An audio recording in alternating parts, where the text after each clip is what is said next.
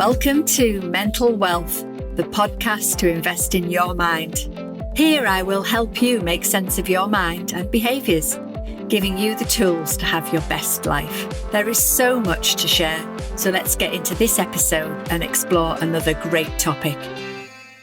Welcome to episode 37. And in this episode, we're actually going to talk about maturity. We're going to talk about what goes on maybe as we get older. And for any of you youngsters listening in, you can either listen if you wish, or maybe there's something else that you want to listen to today. But we're going to talk about maturity and what we can expect both from the mind, but also from the body. And I have brought an expert in to help me with this episode. I've brought in Phyllis Woodfine. So I'd love to welcome you, Phyllis. Hi, thanks, Alison. Thanks for having me. So tell everyone a little bit about you, Phyllis, first. So my name's Phyllis. I'm an osteopath and also a coach, a life coach. And there are a number of other modalities that I do that I bring into my coaching, but also into the osteopathy world. And I've been an osteopath now for coming up for 22 years. And as a result of that, I got into teaching. So I actually teach at 2 unis, osteopathy and around that. So my client base, my patients that I see are quite varied, and literally treat from 0 to 97 is the oldest patient I've treated. And I see men and women. So I tend to see a lot of families and all sorts of things. So over the years, I've had 30 years in body work. I've seen quite a lot of the changes that people go through. Brilliant. Okay, so as I said, you are the perfect person to share this little space with and have a conversation so that we can just listen in, hear our conversation, and then just work out what does this mean for you, the listener. So I think we can talk about age in a way that hopefully feels more positive, because you'd often hear people saying they're nervous about getting older, they're worried about what the future's going to hold. And I'd love to hear your thoughts on kind of what kind of things you hear people say firstly on this topic. Yeah, a lot of the aging side of things, people, because obviously as an osteopath, they come and see me because more often than not, they've had either an injury or they've got some sort of aches and pains. And you often hear them saying that, well, I'm getting old, so, what can you expect? And I then, as a result, often say to them, well, some of these things are because we're aging, but it doesn't mean that we're aged and that we have to stop doing what we're doing. We just might need to adapt that. We might need to change some of the things that we're doing. And it might well be that, in our 20s, we recovered really quickly after an injury, an incident, whatever. And in our 40s, we might take a little bit longer to do that. And then in our 60s, again, it might be a little bit longer, but that doesn't mean that we can't recover from things. And I think, you work with the mind. I do as such, in that it is how we think about what's happening with ourselves. If you put yourself in that mindset of, I'm no longer able to do this is as a result of me aging, that sort of thing. It's a bit like you becoming what you said you are. Oh, I'm no good at this or whatever. I'm old, I'm whatever. Well, then you're going to become that. And if you start changing the narrative, the way you talk about things, you actually will start to feel different. And I always say that when people come to see me, the body, a belief of, and one of the ethoses around osteopathy is that the body has its own self-healing mechanism. And sometimes we'll have injuries and stuff, and they will get better, but they might take a little bit longer. And what an osteopath will do is they're going to help you to move that along a little bit. Yeah. And it's the same with aging. Yeah, you're going to have effects, but there are things that you can do that can help it so that it isn't necessarily that big, nasty thing. I mean, I'm happy to say how old I am when I talk to people, and they're, oh, really? And I just think, well, I'm not going to stop, until I'm forced to stop. And that's when I'm 6 feet under or whatever, however. So I love that. I think it is so important, isn't it, to catch yourself just listening to the language that we use about these things, about the way we describe ourselves, about the way you describe each day. You know, I'm quite a fan of really thinking about how do you want to be today, rather than worrying about too far ahead in the future or dwelling on the past. And I think, you know, age is exactly the same. I mean, yes, it's a number, literally, isn't it? I mean, I'm also happy to talk about how old I am, you know. So I think it's important that we just catch ourselves and just check, you know, if you are using language that isn't serving you and is going to make things worse. Totally. And it's sort of like that confidence around what you're doing and what you're saying, and certainly being aware. I think sometimes we forget that actually with age and maturity comes knowledge. Might not necessarily have wisdom, but it comes knowledge. We've moved along. You know, we've seen a lot of things as you get older. You had, you know, unless you've been encloaked in a place that, you know, you can't get out and about. We've seen things, we've got experience, and that we need to look at as a confidence boost. And I think, you know, yes, we will possibly get slightly more aches and pains, but that shouldn't stop us.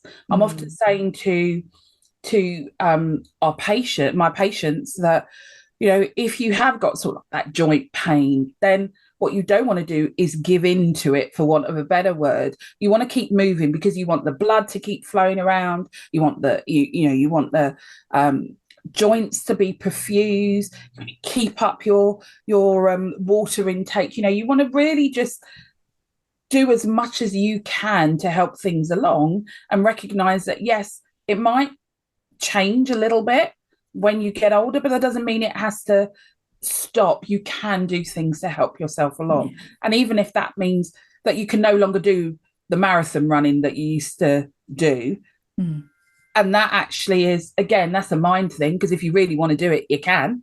True. You know, how many of those 80-year-olds have we seen, or 70-year-olds who suddenly take up running and whatever? You know, you can. The mind is an incredible thing.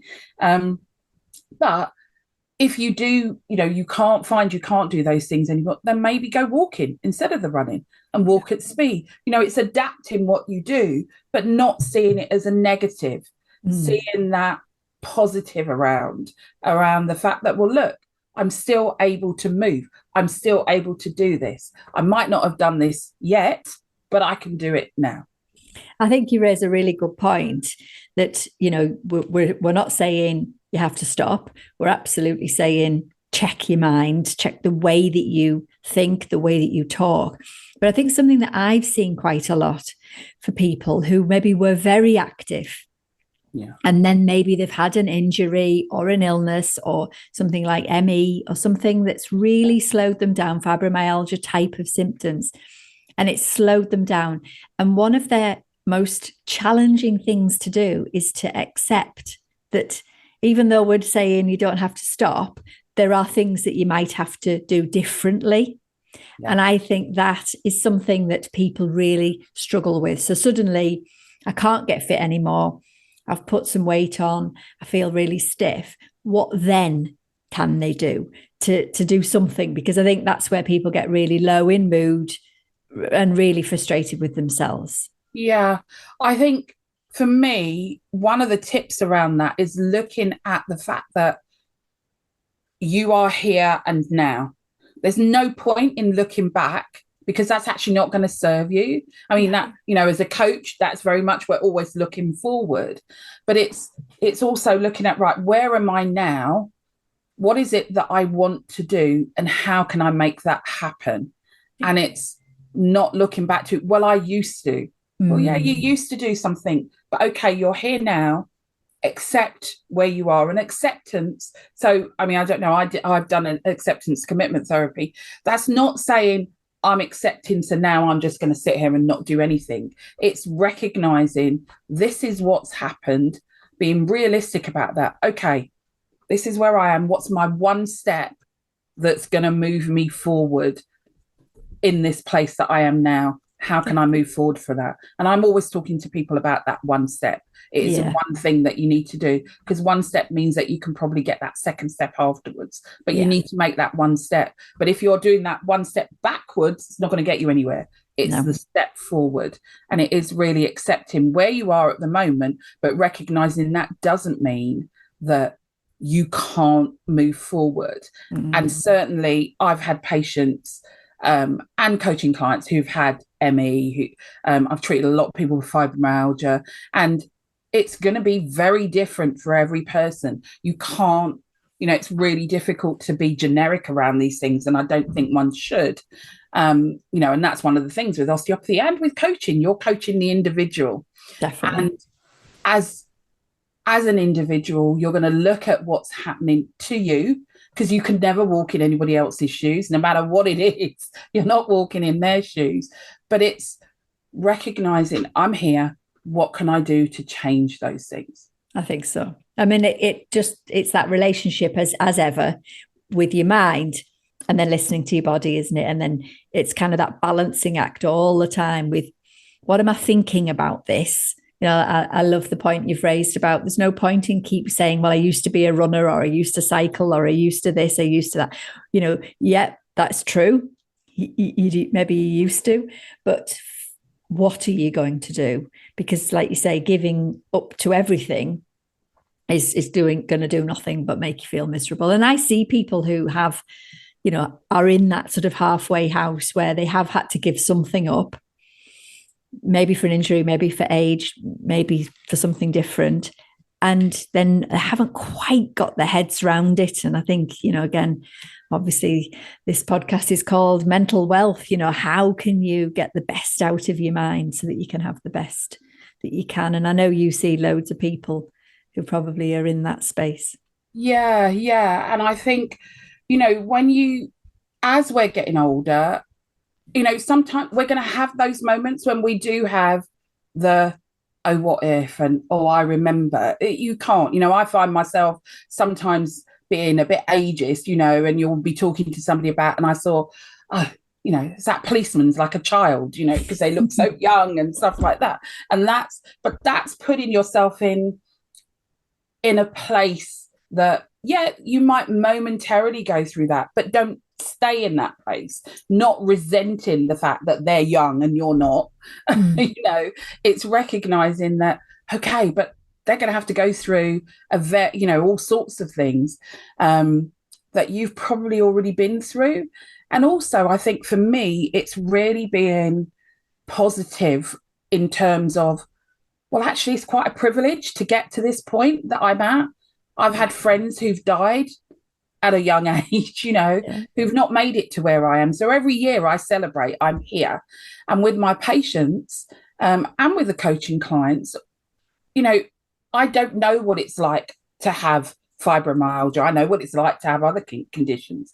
I don't know what it's like to be 80, but I certainly know what it's like to have a hip problem, because I used to be a sports person. So, now I'm going to need a hip replacement. So I know where I am. That doesn't mean that I know what you're going through. But what I can say to you is, if you don't dwell on that and look at what are the positives, what is it that you want to do as opposed to what you can't do, then that's going to enable you to move forward. If we dwell on what we want to do and can do and how we might be able to do it, that's going to serve us a lot better than thinking, what if?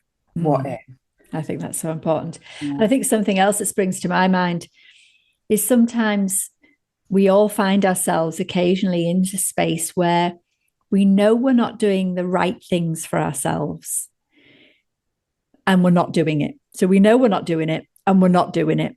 And that sort of cycle, maybe you do need to, maybe that you need to go and see someone like you, Phyllis. Maybe you need to go and have physio. Maybe that you've got some condition that you are ignoring or not paying attention to.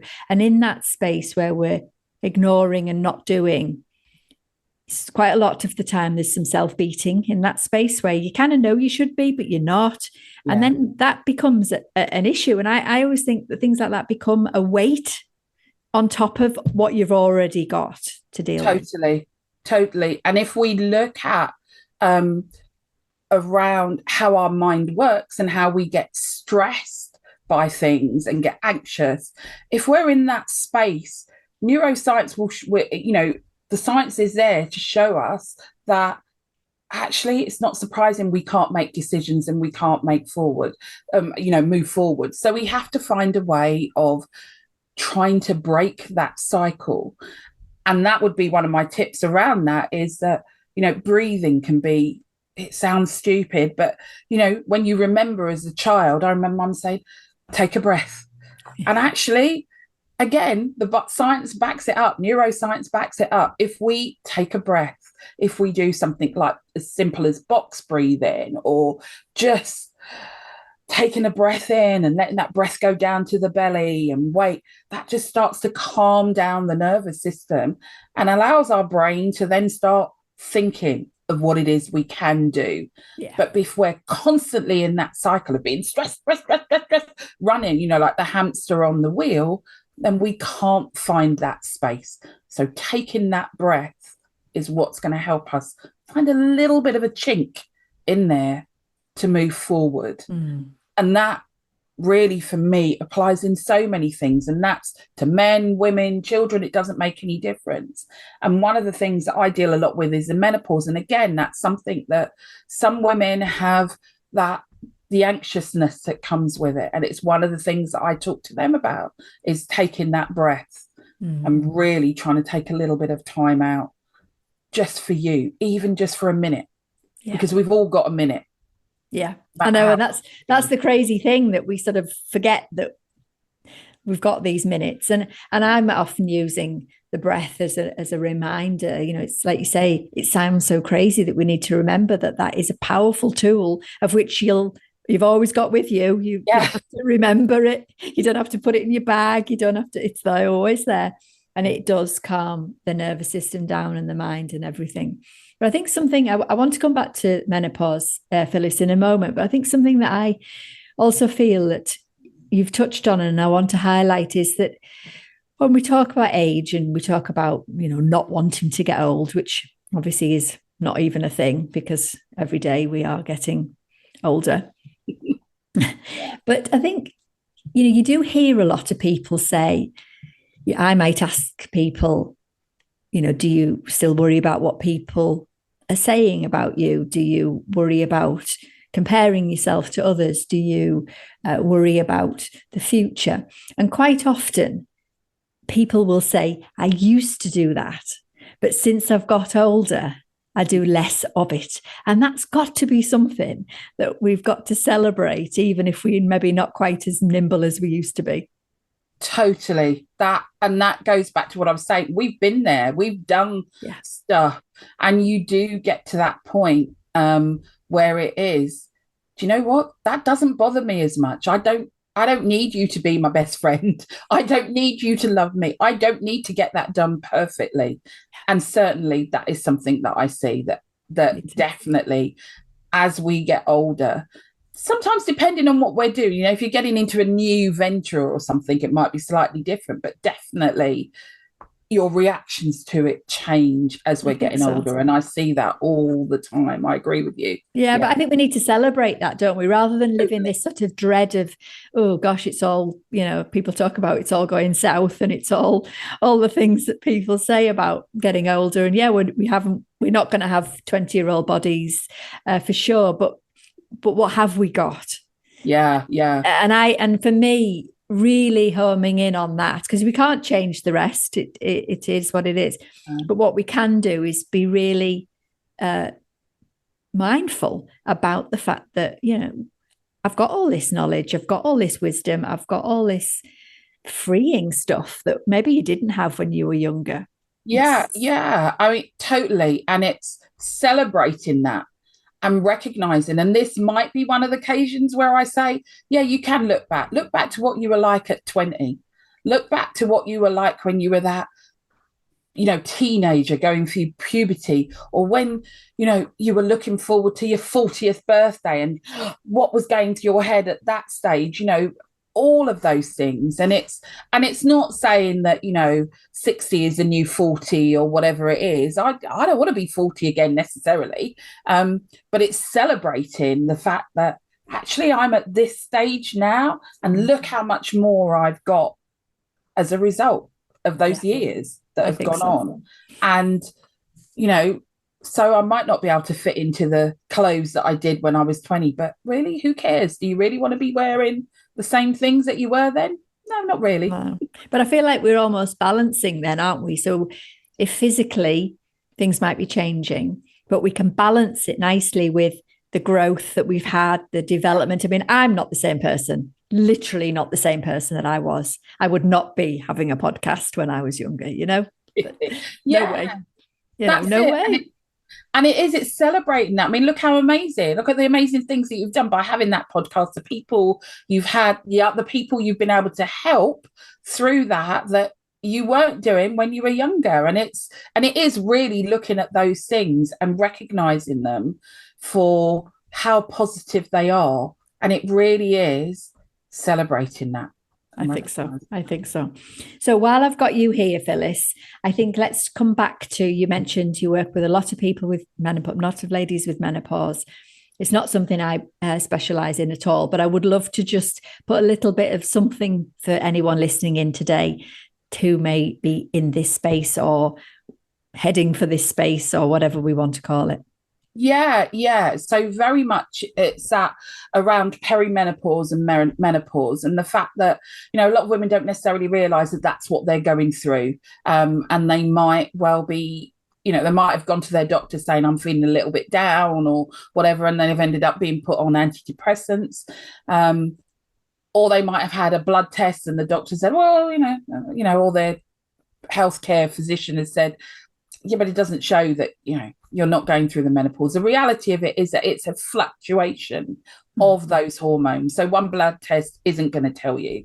It's a combination of all the different symptoms, which again are many and varied.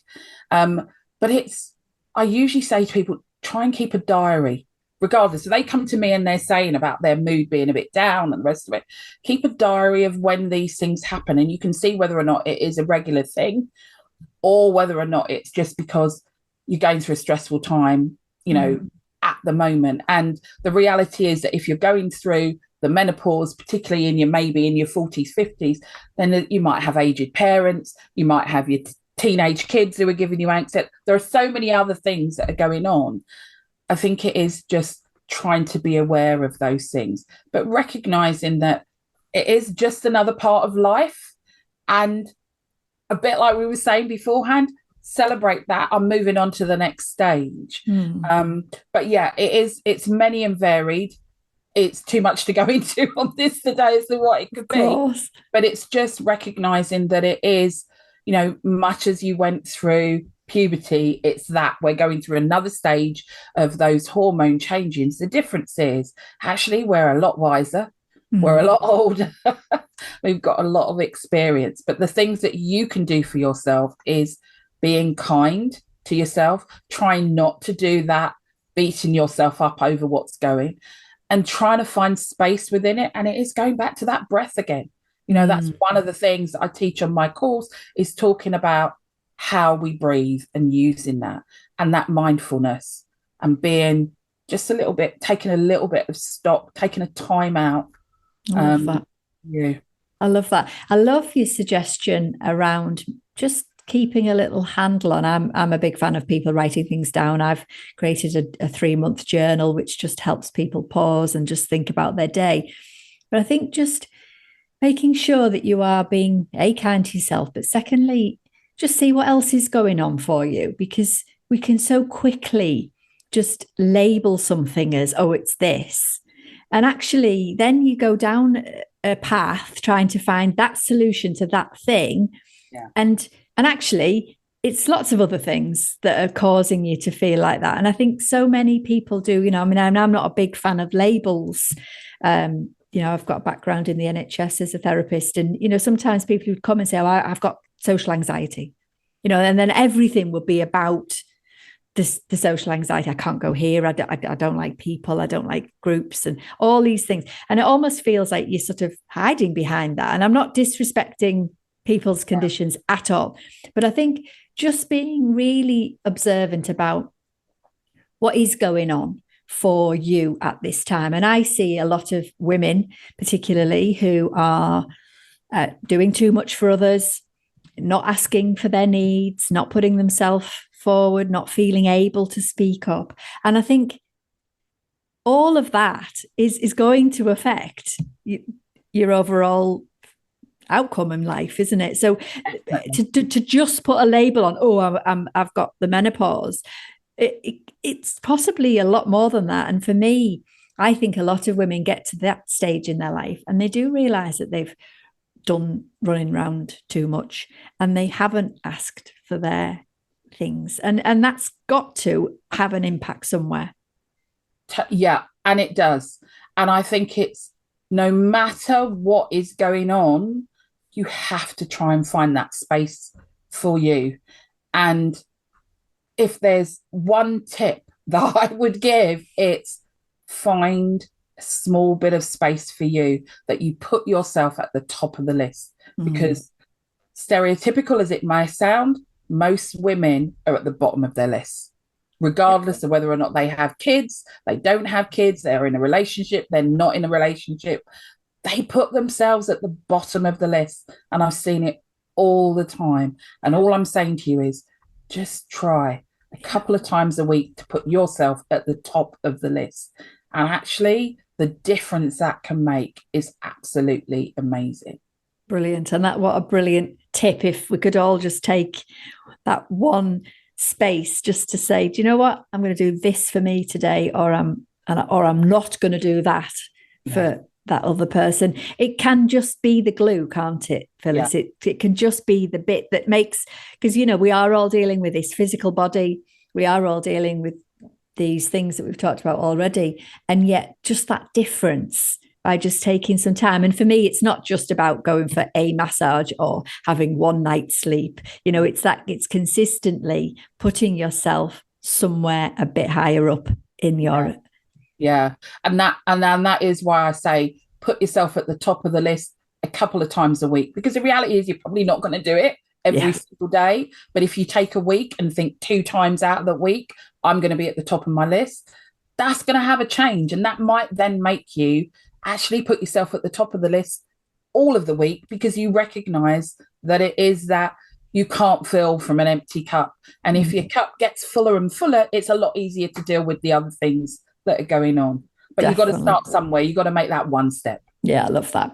And I think for me, I'm often reminding people that, if you're going to put something new in, it's 2 things that spring to mind. One, you have got to feel the benefit yourself first for you to realize that maybe repeating it, because somebody's saying you need to do that. We hear people saying all the time, don't we? You've got to do more self-care. But until you personally realize that actually that does help you both mentally, emotionally, physically. But the other side that I think is important is, let's not pretend that if you suddenly do start putting yourself a little bit higher, there could be, for a little while, a bit of a fallout. Yeah. There might be some people who are like, I can't believe that you're going to, what do you mean you're not going to do that thing that you've always done every single week? You're going to do something different. So sometimes we have to be a bit brave. We have to be. If you've been in a cycle where you haven't put yourself forward, which means your body and your mind are not as strong as they could be, there may be a little fallout. Yeah. And it's being brave, as you said there, and being strong to keep going with it, so that you can then see the benefits of it. And you can see, look, that it was worth doing that, because look where I am now. Brilliant. And how much I can enjoy where I am now. I love that. So we've got some really simple but very powerful tips from our conversation today, Phyllis. We've got the breath. Let's remember how powerful that is just in any moment, whatever is going on for you. We all obviously want to make sure that we think about our minds, don't we? About how do we think about aging and changing, and what can we do differently? Yeah. And then the other thing that I think is really important that we've highlighted is to be okay with the fact that it's a bit different, the fact that it looks different. Would you want to highlight anything else, Phyllis? Yeah, I mean, I think those are probably the biggest points there, that it's not like it used to be, and it won't be. And actually, that's not a bad thing, but it is taking that time out to give yourself space to get that clarity, and also remembering, actually, you've got every right to be confident in what you're doing, because you've earned it. You've got the stripes. You've been there. I love Take that one step. I love that. And you're right. You know, you said earlier about seeing people out there who are in their 80s and just doing the most remarkable things. You know, I think for me, I'm so inspired by that. You know, I aim to be an 80-year-old who's still doing stuff, but you have to work at that. It doesn't just come, does it? You know, people often say, oh, well, it was easy for them because, no, it wasn't easy for them because they've worked hard. Yeah, totally. And it's keep working at it. I've always, people say, oh my gosh, Phyllis, you're doing another course. And it's just like, well, I'm keeping my brain going because, one, I really enjoy doing it. Mm-hmm. And two, it means I can help others because I can give them the benefit of some of the experience that I've got. But it also means that being around others, I'm learning stuff all the time.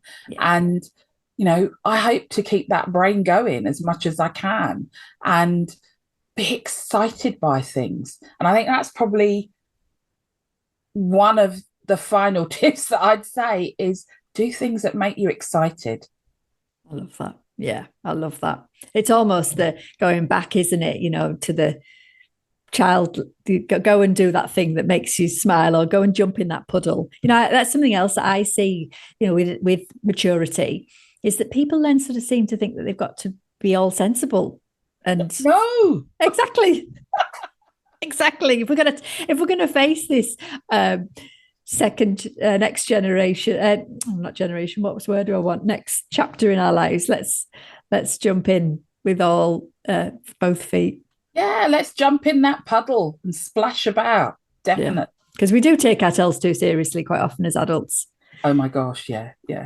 Which I think affects it. Oh, Phyllis, it's been absolutely lovely sharing this space and this episode with you today. Thank you. I've really enjoyed it. It's been lovely chatting. Brilliant. And all your links are in our show notes. So if anybody wants to look Phyllis up, please do. Thank you for listening and sharing in this episode of Mental Wealth. Remember, you can subscribe wherever you get your podcast.